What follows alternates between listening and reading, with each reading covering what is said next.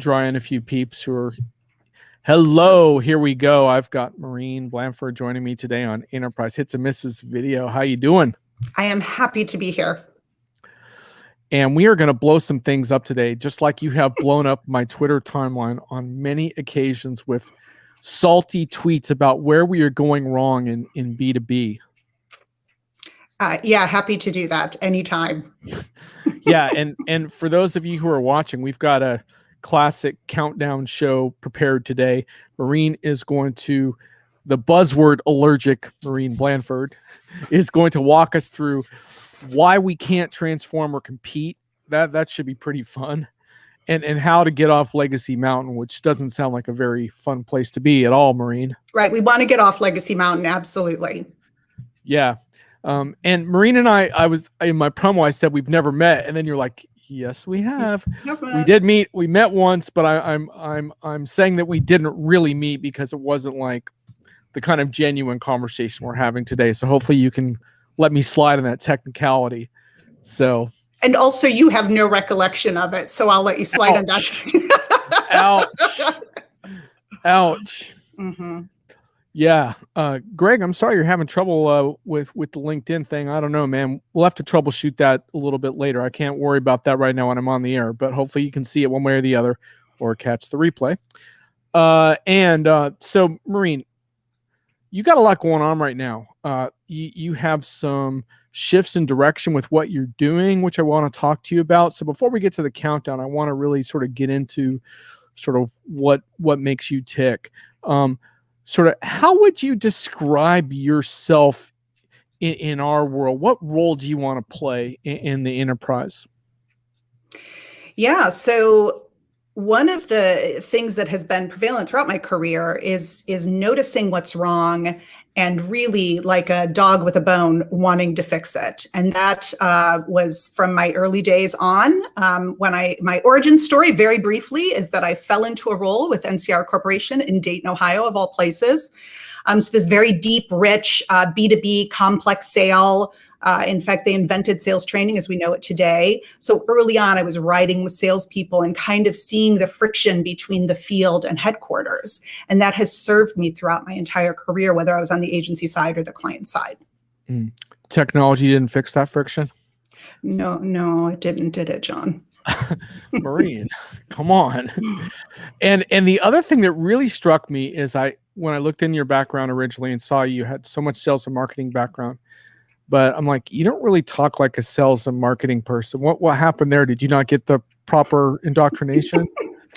Well, it's funny because I had B2B agencies for the first part of my career, and marketing leaders were not my clients. They weren't interested in talking to me because I was critical of how marketing was done. So those of you who are around in the 80s and 90s who ever got like a big fat, branding book that cost hundreds of thousands to produce. And then as soon as the company took, delivery of it, they just did what they wanted to do anyway. And my first book is called Branding Doesn't Work in B2B. But I sold for, I owned an agency and I had to sell. So I sold and I love salespeople and I worked with salespeople a lot. And there are a lot of really great salespeople. They get a bad name. And my sales training is Sandler. And so I've always tried to do marketing in a way that replicates the great salespeople. So ask more questions, listen more than you talk, have their pain in the spotlight rather than, your feature functions benefits. So that has also been foundational throughout my career, whether I was client side or agency side. And why doesn't branding work in B2B? So branding doesn't work in B2B. First of all, we don't teach B2B branding at the university level. I think we've maybe started to recently, but all of the stuff that the branding folks would focus on, color, and the photos have to look this way as opposed to that way, all this opinion stuff. Logo redesign. The perpetual logo redesign. Yes. And so that's what really influences B2B buyers, right, Maureen? 100%. And so anytime that Madison Avenue influenced our marketing counterparts in headquarters to buy these huge branding projects, that is not in B2B. it's not B2P. You are selling to a business, and it's not like buying a carton of milk or some butter on the way home. It's just not. And so that's why we needed a different approach on the B2B side. Greg, one of our regular viewers, hi Greg, says technology was a force multiplier in some sales efforts, both positively and negatively. Greg, I think we'll probably revisit that comment as we go. Maureen, you wrote a book not too long ago that has something of a unflattering job title when it comes to thinking about business. What's the moats and drawbridges thing about that? Can you tell us the title and tell us why you decided on that? So it's called Moats and Drawbridges, the current state of cross-functional insight sharing in B2B. So it's about how... Are we really that bad? We're really that bad? Yeah, of course we are. I mean, we call someone along the way decided that we were going to call groups in companies divisions, like actually divided from each other. Like, how bananas is that? And so one of my issues in sales and marketing is, and I've been on the client side for about 8 years, I feel like we're having the exact same conversations today that we had 8 years ago. You know, sales accepted leads, what's the conversion rate, speed to lead, all this crazy stuff. And while some of it is important, and we can try to get to some of those answers, there are also a lot of insights. Every functional area has insights the other functional areas need, and we're not really sharing today, except for sales and marketing doing their same dance, you know, weekly or monthly or whatever it is. But product has stuff that they could be learning from what marketing is researching in SEO, or product could be influencing what marketing is prioritizing in SEO, for instance. And we're not doing enough collaborating through those functional areas. And so the book is about how to collaborate better. And I've actually piloted it a couple times with my own organizations. But then it's also about how we can start to structure some of the unstructured insights that are happening, like that sales and success would be hearing when they're talking directly to prospects and customers. And the book is free, and it goes into a lot more detail, but I could talk all day about that. One thing I notice about you is that you're a lot more outspoken than what I associate with a typical sales or marketing person. Do you ever worry that that's going to like cost you business? Because I think a lot of people are kind of holding back. Yeah, you know, one of the reasons why I launched my new venture is because while I've been on the client side, I've certainly had bosses who I've not been curtailed that I remember, but I've certainly curtailed myself, although that's hard to believe.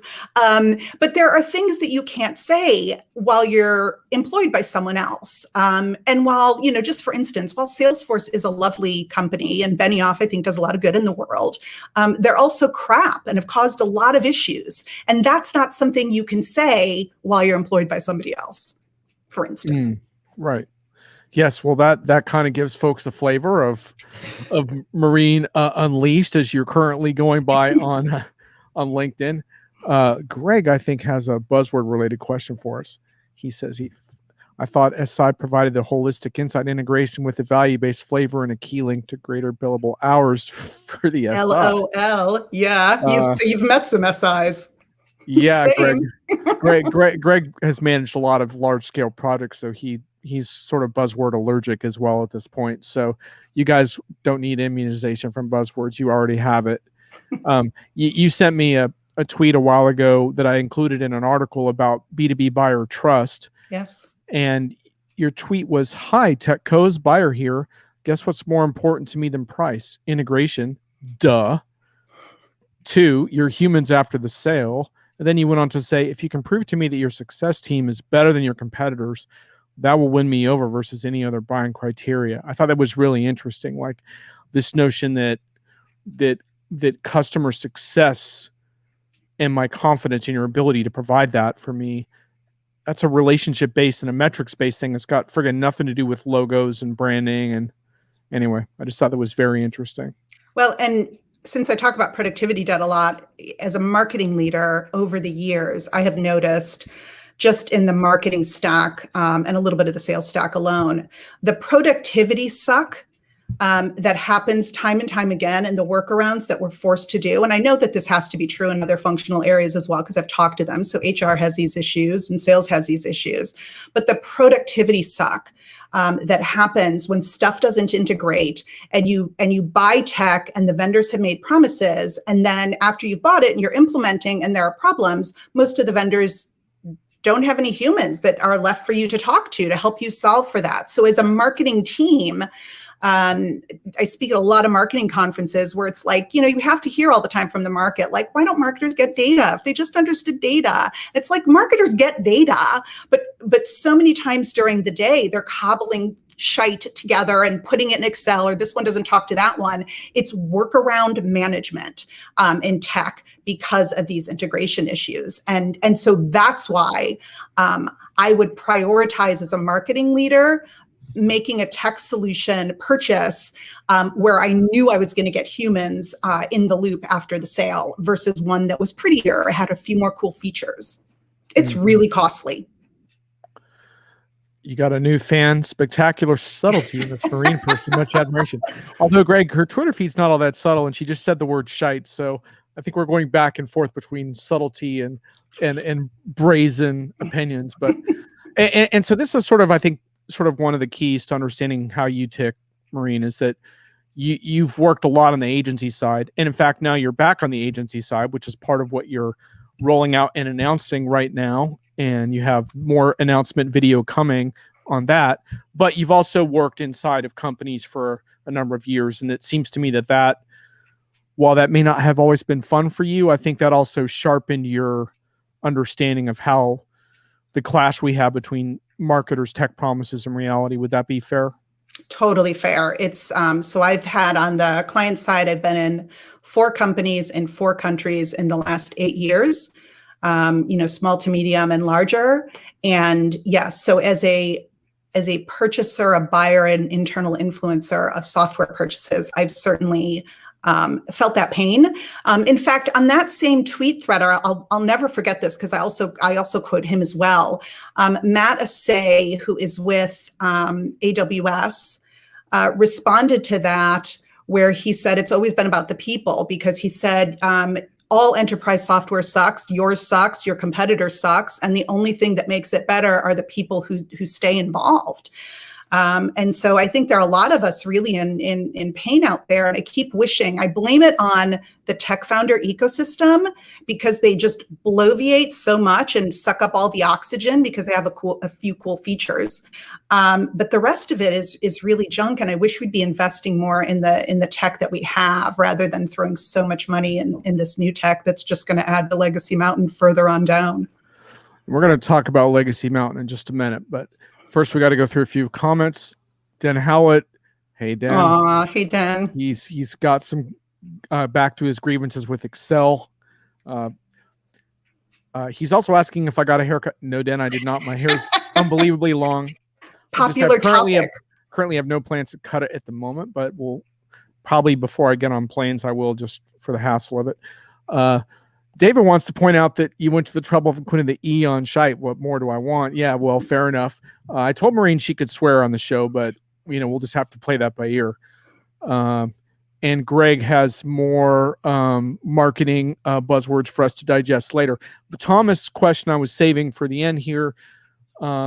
He is trying to find the weak points in our arguments, which is good. So Thomas says, somewhat pulling the chains, but aren't the biz departments, predominantly marketing and sales, that implemented point solutions largely responsible for the integration nightmare? Maureen. So 100% I'm trying really hard not to be a cusser. But so here is my bandstand there.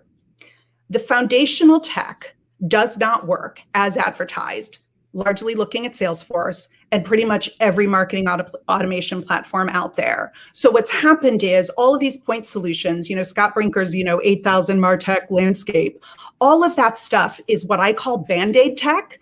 So it's meant to fix an integration error that largely should be addressed in the foundational tech. And then that causes integration errors with something else, and so on and so on and so on. And that's my view in particular of the MarTech landscape, is it's Band-Aid tech rather than I guess point solutions are Band-Aid tech, but does that answer your question? Because I'm totally with you there. Keep it coming, Thomas. Den says, here's the issue. Firms need to sell solutions, not tech.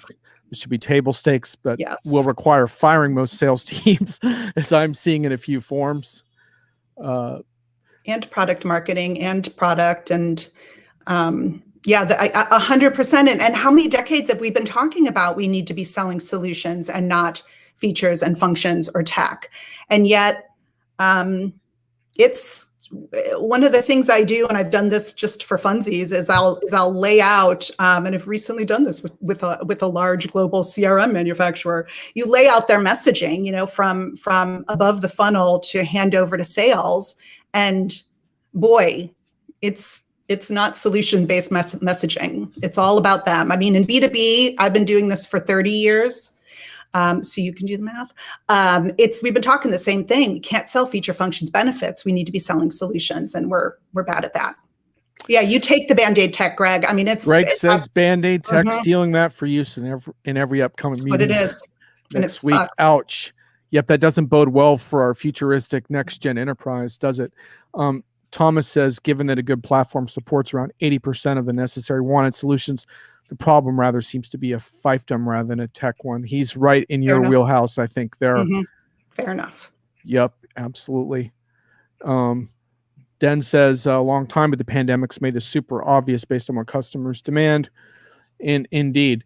I think so. And, one thing I find really interesting, I spent a lot of time on content strategy because obviously that is inherent to Diginomica, and I have a whole theory of attention, which I won't get into today, but it has to do with the fact that I get fed up when B2B firms try to be entertaining and sell cult of personality, because I don't think that's really what moves the needle, and it's irritating and annoying.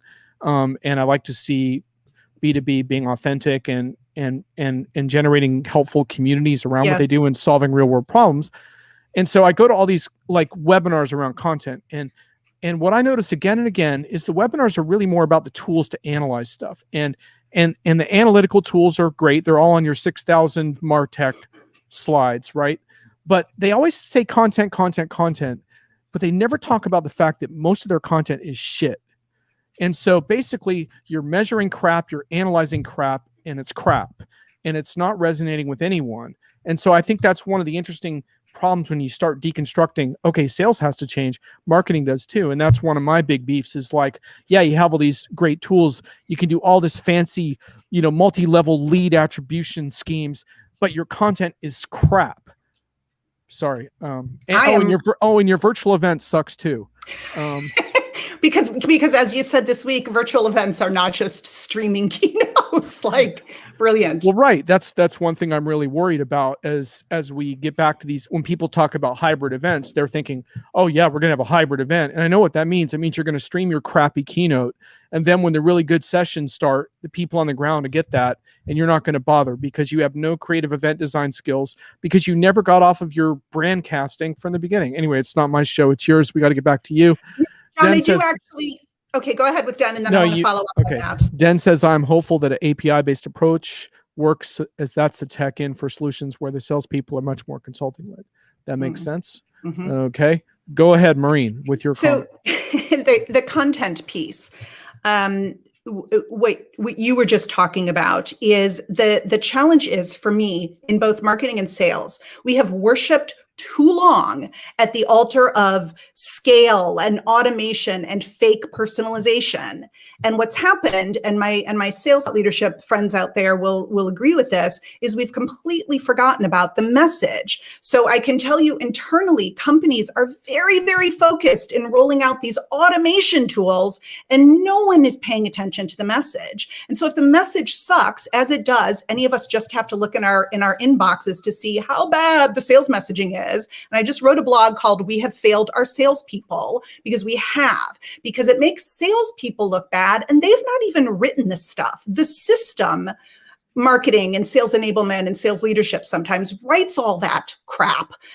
So we have lost the thread entirely, and need to start looking more at the message before we look at what we're scaling. So you're right. Yeah, Dan's trying to bring me down to earth here by saying marketing is rooted in 100-year-old models. How could you expect cons to be anything other than crap? Well, I don't know, Dan. It's just that occasionally I get my hopes up and then I get my heart broken again. I'm a fool that way. I should just be a cynic. But you know, I have part of it too is that I have attended some really incredible events Yes. this year that I thought were transformative and interesting and powerful. It was very rare. But when it did happen, it was like light bulbs going off all over the place. And I was like, well, why aren't more people doing it? Anyway. The message part is hard. Dim wants to know how you get marketing on board, which is a trick, right? Because if you just trash them like I just did, that's not exactly going to win them over. So it's a fair point. Yeah. So there are lots of ways. There are some organizations that are really focused on that qualitative side. There are some great vendors out there. I hope to evangelize some of what I've done as a marketing leader because I can prove that if you get the message right and you pay attention to that, the data is pretty compelling. All right, so we're going to get into our countdowns in a bit. I'm really looking forward to this, but before we do, I do want to try to nail you down a little bit on this term legacy mountain, because we're going to talk about how to get off this. And legacy mountain doesn't sound like a really nice mountain to me. It doesn't sound like it's going to have a lot of scenic views and cool running water. It sounds kind of like a barren, horrid place. But tell me, when you define legacy mountain, how do you define it? When you see a customer, an enterprise that's stuck there, what are the characteristics of that? Well, you know, from a theoretic perspective, I think of it as like a trash heap that's just become a mountain. And when I started working with this term, it was several years ago, and I was with a professional services organization in Amsterdam that did source code analysis. And that's actually when I first started working with Dion Hinchcliffe. And so Dion takes the term and gives me credit for it, but he thinks of it more as an iceberg. Then the other piece for me is that I've learned so much from the CIO and transformation space, and pretty much every trend that is going on in the CIO world, whether it's software dev stuff or agile or any of those things. All of those frames for me work for every functional area. So it's all of the legacy. For me, it's not just the legacy tech. It's not just the legacy pieces of looking at your IT infrastructure if you're a large company and you know that half of it is bad, but you can't unplug one thing because you might break something else, you know, like that. But for me, it's legacy structures and legacy processes and legacy mindsets. So expanding just from what the CIO is troubled by and looking at the organization and expanding out what legacy is.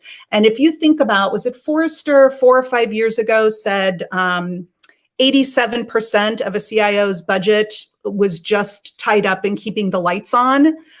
So what did that other 13% go to? So I think of that 87% as legacy mountain. I don't know how far we've advanced from when Forrester came out with that research. You probably know, but even if it's like 75% is just keeping the lights on, that's still pretty pathetic, isn't it? Not sure that answered your question. No, I think that's good. And I think it's interesting because the technology gets more and more modern and easier to use and better, but it has a way of exposing all the other things that aren't working as well, right? So we just had one of our partners send in a draft for an article about more flexible planning, because obviously one of the things in the pandemic is that especially CFOs, but a lot of different executives have realized our planning scenarios have been terrible. Some of them had to revert to spreadsheets because their planning tools suck so much. So okay, well, let's get this modern planning tool in. Well, great, but just because you have a modern planning tool in, let's say that it does incorporate external data sources that you need, just because you have that doesn't mean you're going to make better decisions or be more collaborative. So I think it's interesting how even as the tech gets better, it just exposes the rest of what you're describing. So maybe the tip of the iceberg looks pretty in the ocean, but man, it's a beast if you slam into it. Absolutely. And it's stunning to me how much, you know, Excel has its purposes and Excel's a fine tool and whatever. But if there is an enterprise-wide tool today, not naming any names because there's plenty of them to look at, if you've got an enterprise tool today that a company has invested millions and millions in, and you're pulling data out to manipulate it in Excel, and then you're shoving it back in the tool, like, what is up with that? Right. So let's start the first countdown. The first countdown is usually pretty snarky, so this one will be too. You have come up with a countdown for us on why you can't transform or compete. So that's pretty tough love. And you weren't able to narrow it to 5, but I'm going to let you do all 7 if you'd like. Okay, I was going to smush 6 and 7 together just to try to. I'm not gonna make you do that. But what I will do is just kick us off. Pick the one you want to start with there. Okay, well, I'm going to start with the harshest one, and that is that your C-suite and your board either don't care or they don't know enough about technical debt and productivity debt. And for me, this is unforgivable because those two things are strangling organizations, and there's so much information about it in the market that it really is, it's shameful that is not getting more attention. And what that means is you have very expensive people throughout your organization who are cobbling together data. And what does that cost? Those expensive people cobbling together the data. But for me, what gets me even more is these are expensive people and they're probably pretty intelligent. What are they not doing strategically while their hands are tied with that stuff? Like this one just hacks me off. So that's the first reason why companies can't transform. All right, let's do another. Second law of thermodynamics. And you have to promise me, now that we're going to be lifelong friends, that you'll never ask me anything else about thermodynamics, okay? Because I won't be able to talk to you about it. As long as we stick with the second law, we're okay. Second law, we're okay.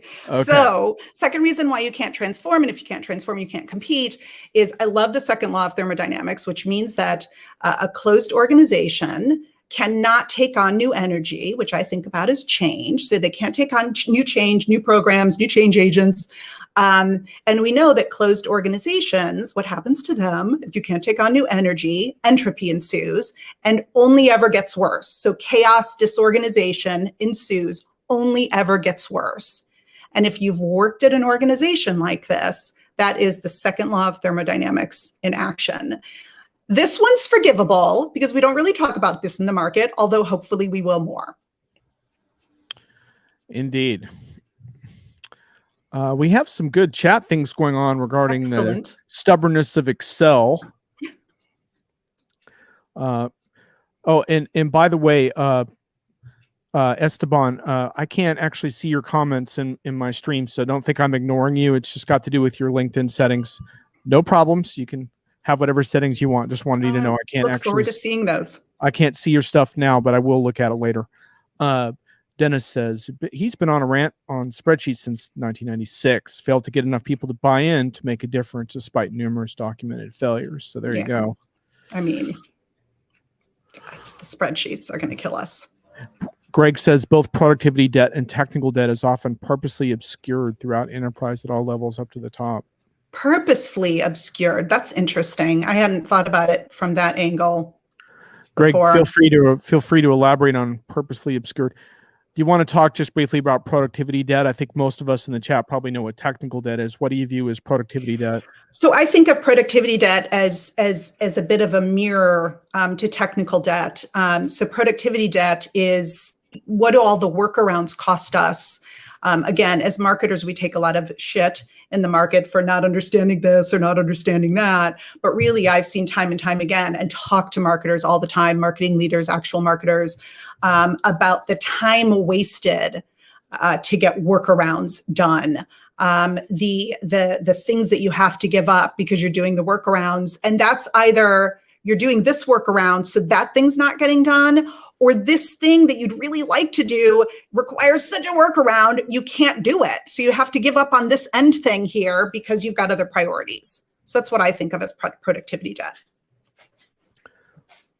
All right.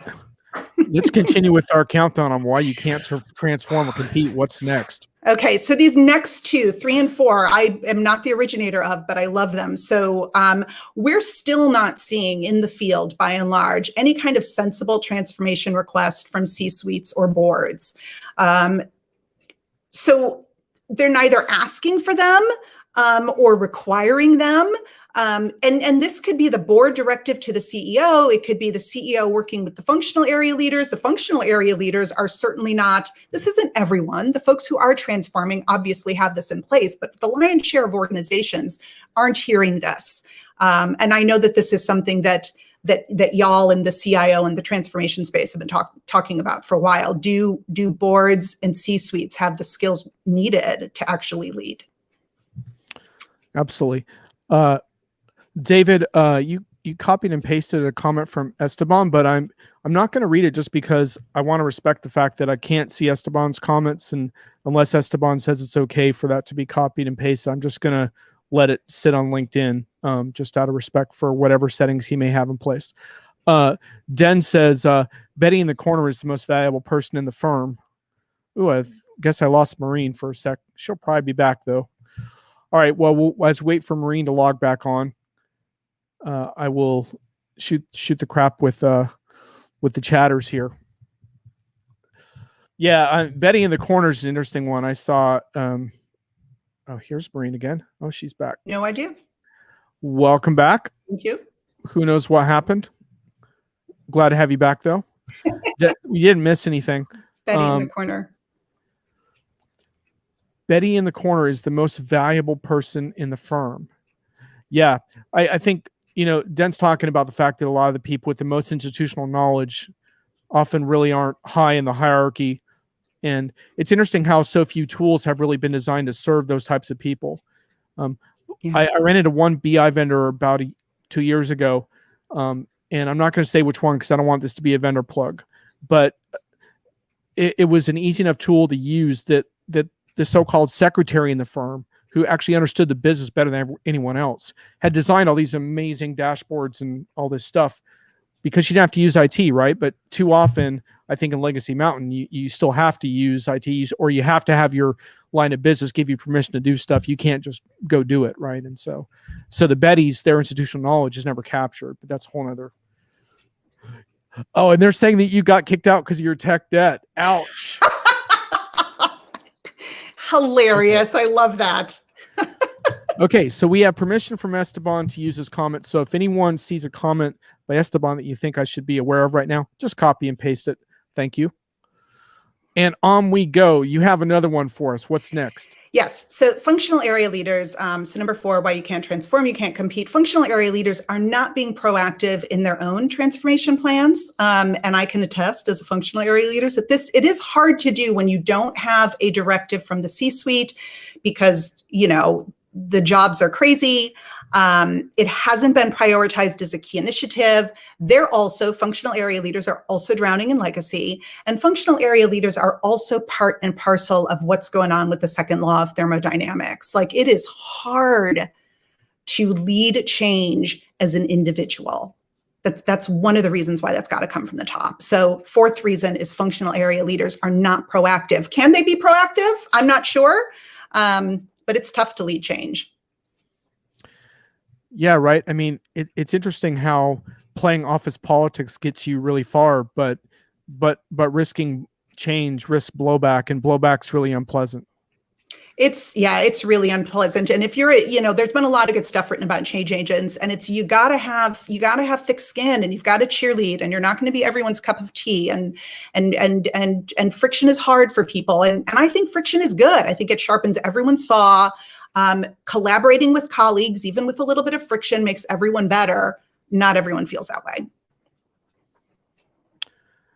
Got it. All right.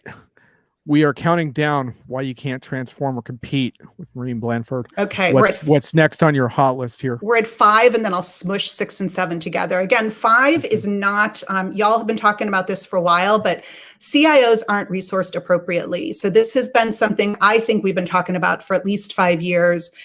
They've been in the spotlight as we've been focusing on them in transformation, which I'm not sure they ever picked for us to be focusing on them, but still, whether they should be leading it or not, as organizations, we need to be resourcing our digital infrastructure appropriately. So we need to be working together to make sure that functional area is resourced appropriately. And it's still not, and you all could speak to that better than I could, but agree, disagree? All right. The CIO has been in the transformation spotlight for 5 years, yet little to show. Ouch. That hurts. Well, I would say as organizations, we have little to show. I don't know that that's the CIO's fault. I mean, we've been making bad decision after bad decision, enterprise-wide. And So, CIOs often report into the CIO. Ouch. Wow. We're going to have to dig ourselves out. And I promise you folks that we are going to do it, because this show is not just a water cooler gripe session. We are going to press Maureen for answers, but part of my view for the show and the enterprise in general is not only to have a little fun at the enterprise's expense, but to lay out the problem in a more unsparing way than we usually do. So we're going to keep going with that for a little while longer. You said you want to smush the last two together? I'll smush the last two together. Okay. So HR and F&A are nowhere near ready for the future of work. As much as the market is talking about the future of work, these are very antiquated organizations who also haven't been resourced appropriately. And the smush piece that I'm going to do is I'm going to say recruitment across the board globally is a nightmare. We do not have systems in place to recruit for the future of work. We have systems in place to recruit for roles that were alive 10 years ago. And those are my top 5, 6, 7 reasons why you're not transforming. And if not, yeah, you can't compete. All right. And pretty soon we're going to do your countdown for how to get out of this mess. And boy, I'm going to be eager to hear that, because that may be actually harder than delineating. It's hard, man. The problem. It's hard. I mean, you guys wrote a great piece a couple years ago, Den and Stu. I can't remember who wrote what, but about Sage and about BT and their failed transformation efforts. And those were, I mean, they were spot on. And we're still struggling with those same issues today. Yeah, absolutely. And hey, David, thanks for the copy paste on Esteban. It looks like I'm now seeing Esteban's comments anonymously as LinkedIn user. So we have a few that are anonymous, so I may confuse people occasionally, but thank you for that. And let's see. Greg says he was just getting ready to ask if you saw a difference between back-end players like HR Finance, then you mentioned it. So pretty much, well, I think and isn't that really one theme, is that no one wants to be a back office player anymore? I mean, in theory, you want to have a seat at the transformation table, not at the let's automate the heck out of what you're doing table. Yes, and those two have so much. HR and finance have so much value to offer. They've got to have agency. They've got to have room to, while doing all the protection stuff, they've got to have room to fail a little bit as well. I'm not the person who can set that structure, and I'm not an expert there, but I know they're important in the conversation. But someone's got to be looking at that, and I think that probably should be the CEO. I like Esteban's comment here. It's like putting your mechanic in charge of driving your kids to school because he knows about cars. Just because tech is part of the transformation doesn't mean IT has to lead 100%. Yes, I have no idea. I mean, yes, the CEO should be leading it and should be getting input from everybody, well thought out input, and merging it. And, yes, 100% agree. Den is continuing on with this theme around the institutional knowledge among senior people is being lost at a terrifying rate. Den, I'm curious if, as we move into the solutions section of this discussion, if you have any ideas for what you think should be done about that. And I'm not talking about some kind of tech knowledge capture tool either, though. Who knows? Maybe there's something there, but I don't think that's what you're getting at. Funny feeling. So yeah, I want to shift gears a little bit. Maureen here. Now, before we get into your rebuild, just want to talk a little bit about your sort of decision, because you've gone through a pretty big transition here. You worked for a bunch of client side situations. You dealt with vendors, you dealt with PR, you dealt with all the people from the outside. Now you're kind of emerging again as an agency. What do you want to accomplish? Right. So one of the reasons I went to the client side was because I'd spent 20 years as agency. I had 2 different B2B agencies. And I wanted to kind of harness all of my energy kind of enterprise-wide, no matter the size of the company, in one company. And now it's kind of the opposite. Why I want to go back out onto the agency side is because I want to do more good for as many companies really as I possibly can. And I mean that sincerely. I love this work. I feel for the people involved. I think some of the solutions are actually easier than we think. And I think the biggest obstacle that I've seen that I want to solve for are most of the obstacles to transformation, or where companies are stuck, is because we're not managing the people and the communication side. I don't want to solve for, I mean, I'm sure I will at some point, but we've got plenty of great end state solutions and frameworks for where companies should be. But the problem is they can't get there because of all of this muck that they're mired in. And I want to help with the muck. Yeah, I think one really interesting thing about that is one of the most compelling. I'm not a buzzword guy. In fact, I have this thing. If I use buzzwords too much, I have to go. That is bullshit. But the one thing I buy into a little bit is this notion of continuous, right? So put continuous in front of something, and it resonates with me a little bit. Like, and not to say do it all the time, but instead of doing a performance review once a year, shouldn't that feedback loop be more continuous? Instead of closing the books or whatever once per, however, it's more continuous. The point being, like, there's all kinds of reasons why you want to plan more continuously. You know, it all makes sense, right? And the tech isn't quite there for a lot of that stuff, but it's getting better. But then the problem becomes when you talk about that stuff and you talk about it with customers who are buried in their real world problems now more than ever, their eyes really glaze over, right? It's too far beyond their reach. Vendors find it liberating and exciting. And, oh, we're going to make it even faster by slathering some AI on top of it to make it all intelligent for you so you don't have to move a muscle. But of course, companies really want to understand the how, right? They want to understand, what is my next step? Like, I'm still in the swamp here. You know, I'm in the muck. Like, I can't just suddenly have wings. Like, I need to, and I think that's where we've all fallen short, which is why I'm glad you're trying to do what you're doing, is because we need those next steps. The vision's great. We can all buy into it, but getting there is a whole nother thing.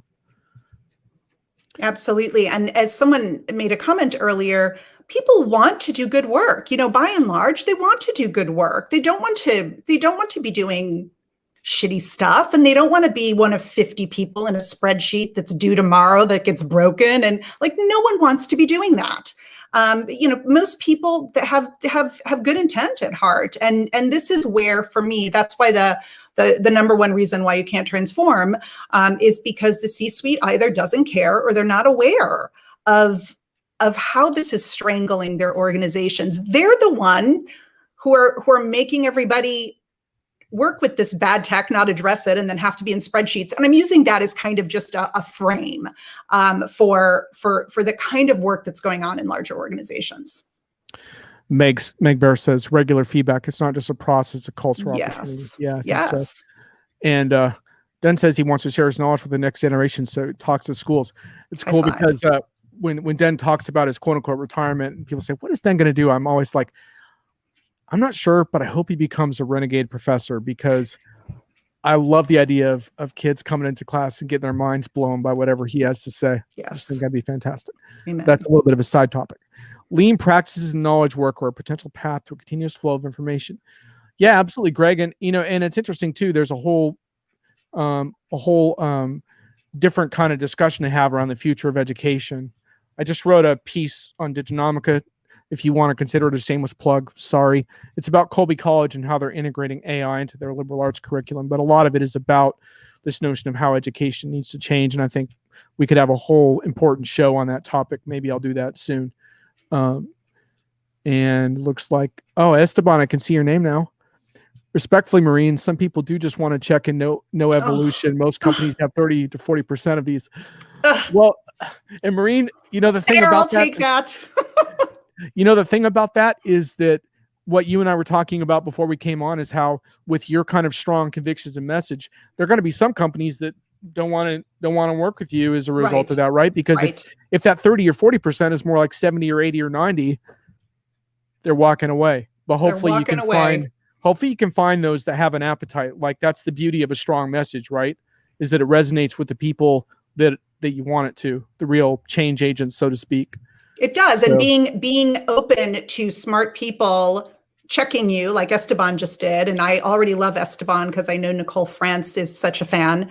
But it's good to, it's fun to pontificate. And it's also great when people are like, hey, there's some data, Maureen, that says otherwise, which is like, good point. Yes. All right. Now let's go into your inspiring countdown on how to get off Legacy Mountain, because I don't think we want to live here anymore. So yeah. Walk us through this. Okay. So hopefully inspiring. So one of the examples I'll share in the different transformations. Wait, before you go, I just want to, can I read the thing you sent to me about the morons? Did I send you something where I said morons? Yeah. Can I read that? Or will that get us into trouble? I don't remember saying it, but go ahead. Okay. This is the drum roll to Maureen's inspiring countdown. Just to be nice to the universe, I will be sharing how they can get the feck off Legacy Mountain if they want to stop being morons and actually respect the fiduciary responsibility they have to their own companies. Wow. I thought that was a perfect intro. Okay. So, all right. So here we go. Wow. See, I was like, I didn't remember saying all of that. So anyway, so the first thing is recognizing and destructuring the obstacles. Again, like technical debt, and building a healthy tech infrastructure, we always have to be aware of what we're doing that's just going to add more legacy. So I love almost every tech frame that comes out. So it's recognize the obstacles and have a plan to destructure those. And I don't just mean in the non-tech world of like do we replatform, do we rip and replace, but some of those are helpful. And I think if we don't look at those moving in, and that's a communications thing with people, then we're just going to keep adding more productivity debt legacy on top of it. So recognize the obstacles, destructure them. Identify the right socio-technical structure to achieve your modernized strategic objectives. So I'm a huge fan of the socio and technical. Again, it's a dev, it's big in the dev space. But if we're not doing the people and the tech, this is where I think we fail, is because I'll say it this way. We have really smart tech people internal at organizations. We do, and maybe there's some percentage that isn't, but we have really, really smart people. But they're smart about the tech and the architecture and the mapping and the migrations. What they're not smart about, because they don't have the experience, because if you're an internal at a company, how many times have you done transformation? Like, you're just not going to have that much experience. But like Adam that you had on your show a couple weeks ago, John was talking about this. What we need is people to help communicate out to the masses what's going to be happening, what it's going to happen in a way that the people care about, not just the time frame for the roadmap, but how's this going to impact you? And here's where we go wrong. So I'm going to give you a cuckoo bananas example, but it's the best one I can say for the things I've seen. So here's what happens when you're dealing with internal folks. So the internal folks could have great plan in place that all of you would look at and be like, yep, that's the right plan, looks good. I might do that differently. I might do that, but sound plan. And then you have an exec. So the CEO or an MD or an EVP or somebody like that goes like, yeah, this is great, but what about the cotton candy on puppies? We absolutely need cotton candy on puppies because we need to understand how the partner channel is performing, and we've always done it with cotton candy on puppies, and so we need that. And your internal folks are going to push back once on that, and then the exec is going to have a fit, and then the internal folks will go like, okay, we'll do the cotton candy on the puppies times 500 times. And that's why these things go awry and they get stalled, is because just like in sprints or just like in other places in the company, you have an agreed plan and the execs come in, largely the execs, and muck it up, and folks don't have agency to change that. If you have a great partner involved, and a lot of them aren't great, and I've worked with a couple great ones, the things that make them great, because a lot of them have the same kind of technical knowledge, which is deep and broad and good. But what makes the partners great is they've handled the execs enough so that they can say to the exec, okay, so I hear the cotton candy puppies thing, but what I'm hearing is you're not comfortable with how you're monitoring partner performance right now. And the exec's like, yeah, absolutely. And the partner, or the SI partner who's done it a lot, is like, great, I got some solutions for you. So you derail them. So that was a long story. But the socio-technical thing is really great. We've got to manage the humans from every level in these transformations, or it's just going to get mucked up. I'm really passionate about that. Yeah, I like that. It reminds me of some arguments I have with vendors around their industry clouds, because industry cloud is really cool now. And I keep pressing them to say, well, who are your experts on the ground that really understand that industry, that can go into those clients and talk with them in a human way about what other people in their industry are doing better than them and why. It's not just some frigging cloud you can roll out that suddenly you're overperforming in your industry. We have a couple of relevant comments. David wants to know about a primer for socio-tech. Do you have a recommendation for someone who wants to get into that further? I don't off the top of my head, but I know a bunch of great socio-tech people, so I can get one to you. If you just PM me on LinkedIn, or John can give you my email. Or Yep, cool. And David made an interesting point about people who you thought were stuck in the mud can surprise you too. Sometimes it's about harnessing their ideas or seeding their ideas and waiting for them to come up with things. David, feel free to elaborate on that. I think that's an important point as well. 100%. And being open. I was in a call recently, several months ago. So it was in my last company, where one of the really smart folks leading the transformation effort said something to the assembled team, which was like 40 or 50 people, said something like, okay, I'm sure you guys are like sick of hearing X, Y, and Z, but X, Y, and Z and la, la, la. And most of the people on the call had no recollection of ever hearing X, Y, and Z. The transformation team had been doing nothing but talking about X, Y, and Z. And so again, that human layer, ensuring that we've got someone who's doing good strategic direction on the communications, is critical. Right. And I kind of lost this comment because there were a lot coming in, but Esteban a while ago said, you mean like an evangelist, Maureen, cough, cough. But I guess it's probably a good time for you to comment on the role of an internal evangelist per se, and whether you think that can be effective. I think it can be hugely effective if that person is aligned to the C-suite. I think if the C-suite isn't switched on about this, I think the transformation project is going to fail, whoever's involved. But it would be something where, if we've got the hearts and minds of the C-suite, I think absolutely yes. And that's obviously a lot of what I've done internally, is helping people feel like they can do it. And even addressing things like, you know what, you guys, in this process, we're going to lose some data, and that's okay. Or we're going to leave all the data on the on-prem thing, or over here on this and you can always access it. And then in 2 months, nobody wants to access it. But that's a way of, like, a human way of managing like the real fears that people have in these processes. I thought we were going to put it all in a cloud data lake. Sorry. I meant to say cloud data lake. Den, good to see you. Thanks, Hope Den. your dinner goes well. Thanks for coming by. I assume that's where you're headed next, later. David wants to elaborate. What it meant was some people who act as if they never accept change are a lot whole amenable if it's change they thought of. So it can be about nurturing those. You know, it's interesting, David, because you brought me into another one of my topics. Maureen seems to spark a lot of these for me, but the other one is my issue with design thinking, which is not that I don't think it doesn't work, but very often when I look at how it's been used, people are pulled in, the stakeholders are pulled in too late, and too many initial premises have already been decided by the time the design thinking workshop actually happens. And so that's a really good point. I think what David's saying is, you bring these people in early and they feel like they're invested in it, then I think you have a whole different level of motivation. Yes. So, and Esteban is agreeing with your C-suite alignment comment. So where are we in our countdown? You have a few more. You know what? I've smushed some together. So I'll just, ensure you're not building new intractable legacy, communicate far and wide, often.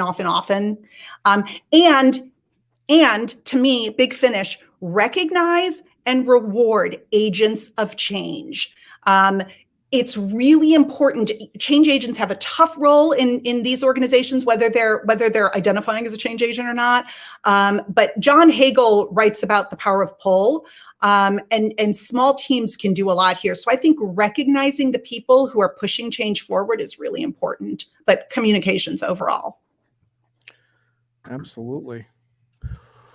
Well, I don't think we got off Legacy Mountain today, but I think at least we have some ideas of how these different pieces fit together, which is a big part of the puzzle. It's going to be interesting to see how you fare.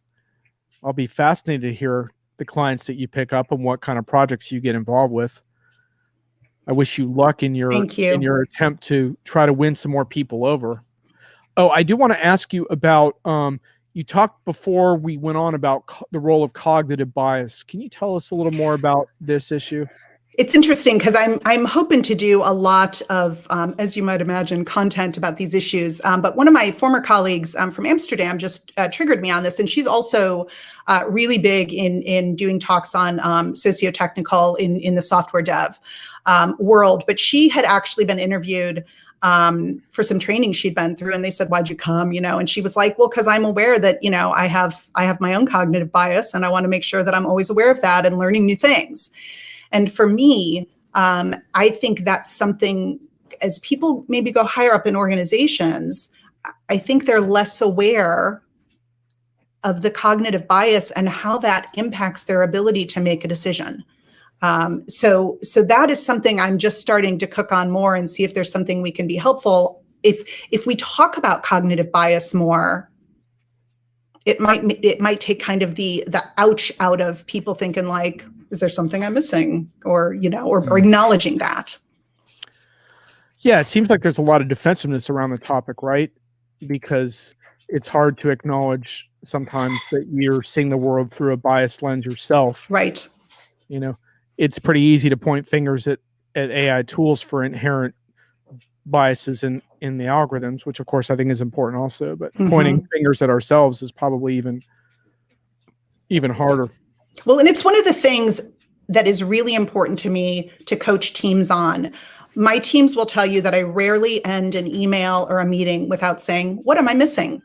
So trying to teach people to open up to hearing from colleagues what you're missing, because I'd rather find out today what I'm missing than 8 weeks from now when I'm already shipping something. So I try and model that for my teams, and I want more of us to model that, just to make it more, to make it less ouchy when someone says, "Hey, did you think of this?" that maybe you hadn't thought of. Absolutely.